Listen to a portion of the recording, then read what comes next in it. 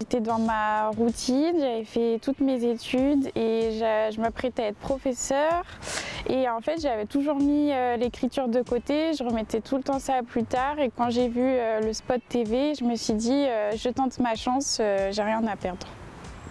C'est l'envie d'écrire. Je faisais de la réalisation quand j'étais à La Réunion, ça faisait 1 an que j'étais en train de monter quelque chose avec des amis, j'étais beaucoup sur du clip, ce genre de choses, et en fait je me déconnectais un petit peu de l'écriture qui est quand même ce qui moi m'intéresse le plus. Et dès que j'ai vu cette opportunité, dès qu'on m'a parlé de cette opportunité-là, j'ai vraiment eu l'envie d'essayer, et forcément j'ai été soutenu aussi par des bons amis qui m'ont aidé à prendre confiance en moi, envoyer mon scénario, à me dire de toute façon il n'y a pas grand chose à perdre, et même juste la première épreuve, aller au séminaire, c'est déjà quelque chose d'incroyable, c'est déjà une très belle expérience. C'était un rêve d'enfance que j'avais laissé de côté en pensant que c'était irréalisable, et en fait